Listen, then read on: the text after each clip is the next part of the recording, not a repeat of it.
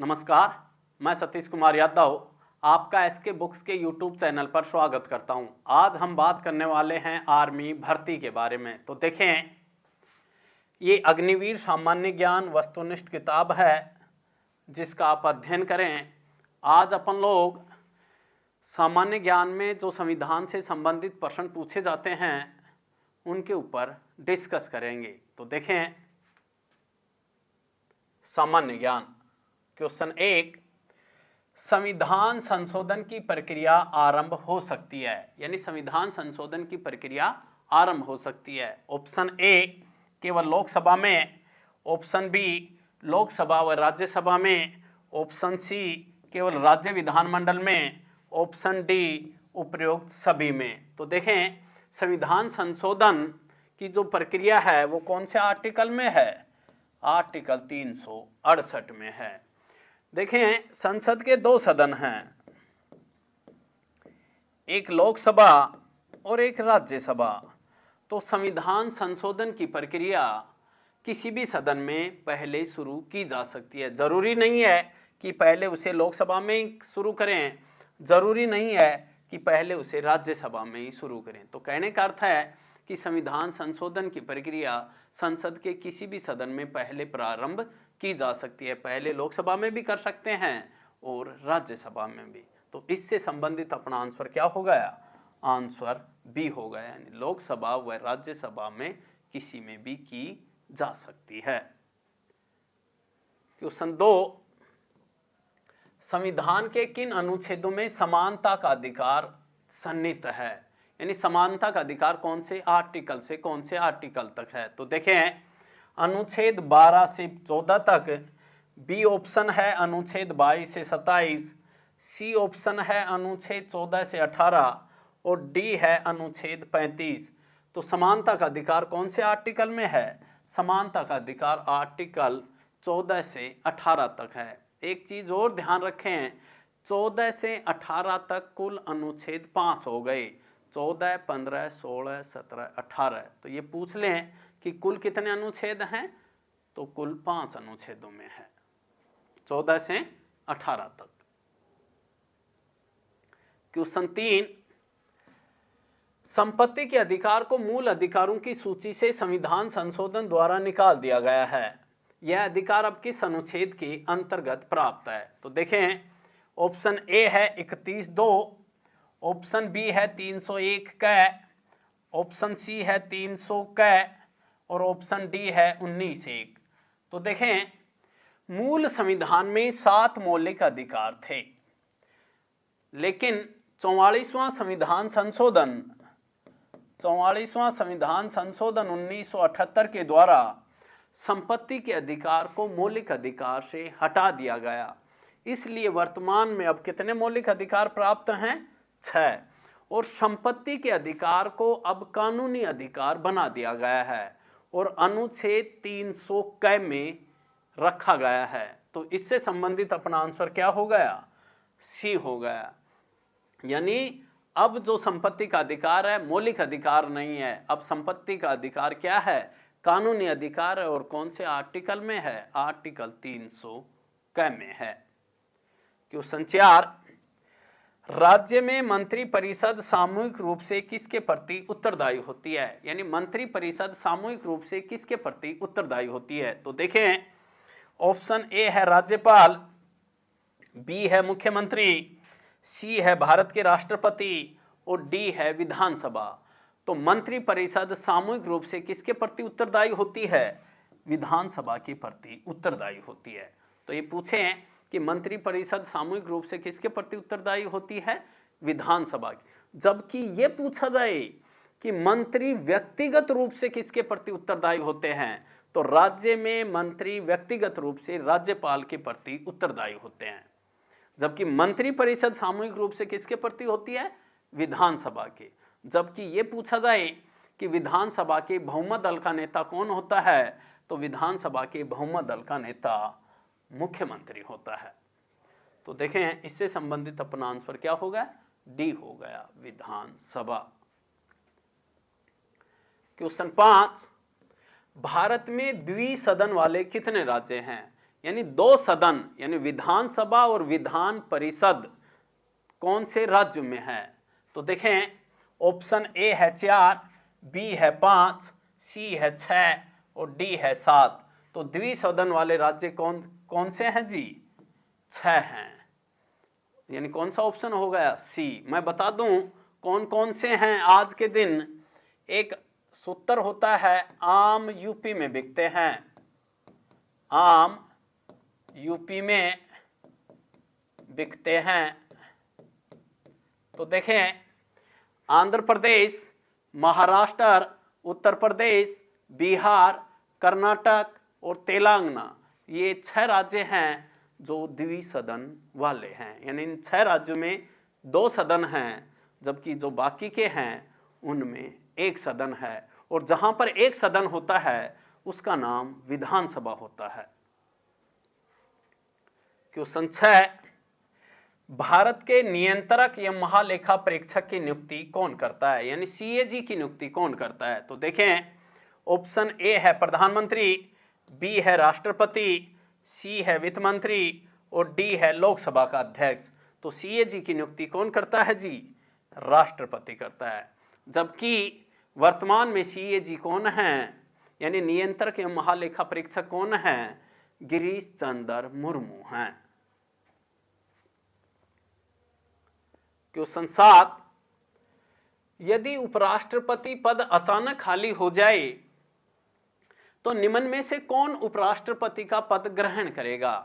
यानी उपराष्ट्रपति पद अचानक खाली हो जाने पर कौन उपराष्ट्रपति पद को ग्रहण करेगा? तो ऑप्शन ए है राज्यसभा का उपाध्यक्ष, बी है लोकसभा का अध्यक्ष, सी है मुख्य न्यायाधीश और डी है इनमें से कोई नहीं। तो देखें, उपराष्ट्रपति का पद अचानक खाली हो जाए तो कौन उपराष्ट्रपति पद को ग्रहण करेगा? तो आंसर आएगा डी, यानी इनमें से कोई नहीं, यानी कोई भी उपराष्ट्रपति पद को ग्रहण नहीं करेगा।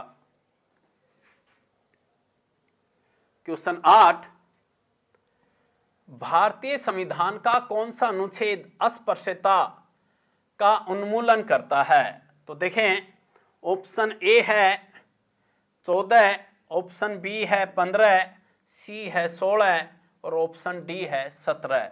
यानी छुआछूत अस्पृश्यता का उन्मूलन कौन सा अनुच्छेद करता है? अनुच्छेद 17 करता है। तो कौन सा आंसर हो गया? डी हो गया। बहुत महत्वपूर्ण प्रश्न है ये कि छुआछूत का अंत कौन से आर्टिकल के तहत किया गया है? तो आर्टिकल 17। इसी प्रकार आर्टिकल 14 में क्या है? कानून के समक्ष समानता, यानी विधि के समक्ष समानता एवं कानून का समान संरक्षण कौन से आर्टिकल में है?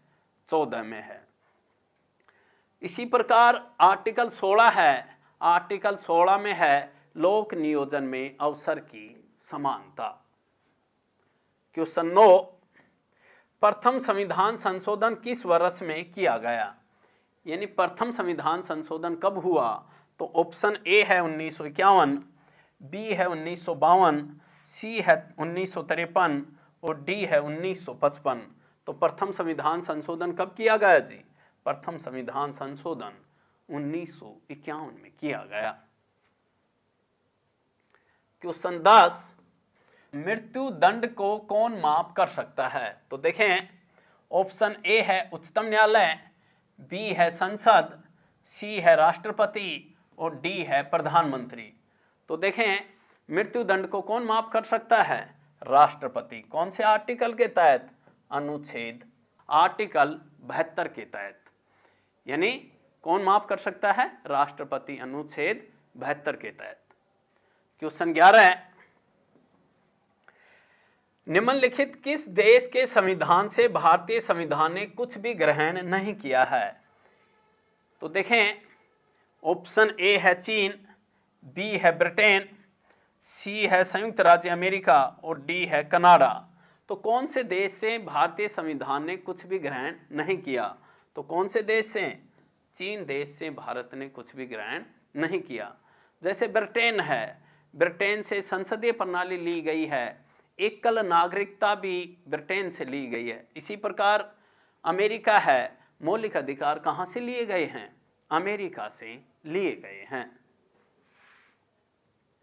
क्वेश्चन 12, मतदान की आयु 21 वर्ष से कम करके 18 वर्ष 1989 में किस संविधान संशोधन के अंतर्गत की गई? यानी मतदाता की आयु 21 वर्ष से घटाकर 18 वर्ष कौन से संविधान संशोधन के द्वारा की गई है? तो देखें, ऑप्शन ए है 61वां, बी है 62वां, सी है 60वां, डी है 64वां। तो देखें, मतदाता की आयु 21 वर्ष से घटाकर 18 वर्ष कौन से संविधान संशोधन द्वारा की गई है? 61वां संविधान संशोधन। क्वेश्चन 13, संविधान का कौन सा भाग कल्याणकारी राज्य की अवधारणा को सविस्तार बताता है? यानी कल्याणकारी राज्य की अवधारणा किस में है? तो ऑप्शन ए है प्रस्तावना, ऑप्शन बी है नीति निर्देशक तत्व, ऑप्शन सी है मौलिक अधिकार और डी है मौलिक कर्तव्य। तो कल्याणकारी राज्य की किस में बताया गया है? नीति निर्देशक तत्व में। देखें, नीति निर्देशक तत्व भाग 4 में हैं, अनुच्छेद 36 से 51 तक हैं और नीति निर्देशक तत्व आयरलैंड से लिए गए हैं और इनका उद्देश्य है लोक कल्याणकारी राज्य की स्थापना करना। इसी प्रकार है मौलिक अधिकार। मौलिक अधिकार भाग 3 में हैं, अमेरिका से लिए गए हैं, अनुच्छेद 12 से 35 तक हैं। मौलिक कर्तव्य भाग 4 क में हैं, अनुच्छेद 51 क में हैं और रूस से लिए गए हैं। क्वेश्चन 14, राष्ट्रपति पर महाभियोग प्रस्ताव 14 दिन के पहले हस्ताक्षरित नोटिस के बाद सदन में लाया जा सकता है। तो देखें, ऑप्शन ए है सदन के कम से कम 50 सदस्यों द्वारा, ऑप्शन बी है सदन के कुल सदस्यों के कम से कम 1/3 सदस्यों के द्वारा, ऑप्शन सी है सदन के कुल सदस्यों के कम से कम 1/4 सदस्यों के द्वारा, ऑप्शन डी है लोकसभा के कम से कम 100 व राज्यसभा के 50 सदस्यों द्वारा। तो देखें, पहला प्रश्न तो यही है कि राष्ट्रपति को कौन सी प्रक्रिया से हटाते हैं? तो राष्ट्रपति को महाभियोग प्रक्रिया के द्वारा हटाया जाता है और ये बात कौन से आर्टिकल में है? 61 में है। इसी प्रकार ये पूछे कि महाभियोग क्यों लगता है? तो महाभियोग संविधान का उल्लंघन करने पर लगता है। अब है कि राष्ट्रपति पर महाभियोग प्रस्ताव 14 दिन के पहले हस्ताक्षरित नोटिस के बाद सदन में कब लाया जाता है? तो देखें, अपना आंसर क्या हो गया? ऑप्शन सी हो गया, सदन के कुल सदस्यों के कम से कम 1/4 सदस्यों के द्वारा राष्ट्रपति को 14 दिन के नोटिस के बाद में लाया जाता है। क्वेश्चन 15, किसने संवैधानिक उपचारों के अधिकार को भारतीय संविधान का मर्म और आत्मा माना था? तो देखें, ऑप्शन ए है महात्मा गांधी, बी है जवाहरलाल नेहरू, सी है डॉक्टर भीमराव अंबेडकर और डी है डॉक्टर राजेंद्र प्रसाद। यानी संवैधानिक उपचारों का अधिकार कौन से आर्टिकल में है? आर्टिकल 32 में है और इसे डॉक्टर भीमराव अंबेडकर ने संविधान का मर्म और आत्मा माना था। तो अपना आंसर क्या हो गया? ऑप्शन सी हो गया। तो हमने आर्मी में जो संविधान से संबंधित प्रश्न पूछे जाते हैं उनके ऊपर डिस्कस किया। इस एग्जाम के लिए एसके बुक्स सभी शॉप्स पर और ऑनलाइन भी अवेलेबल हैं। अगर आप ऑनलाइन लेना चाहते हैं तो उसका लिंक डिस्क्रिप्शन बॉक्स में अवेलेबल है। इस चैनल पर हम इस आर्मी भर्ती और अन्य सभी भर्तियों से संबंधित इम्पोर्टेंट जानकारी और स्टडी मटेरियल भी उपलब्ध कराते रहेंगे। तो इस वीडियो को लाइक कीजिए, चैनल को सब्सक्राइब कीजिए और अपने दोस्तों के साथ शेयर भी कीजिए। मिलते हैं अगले वीडियो में। जय हिंद।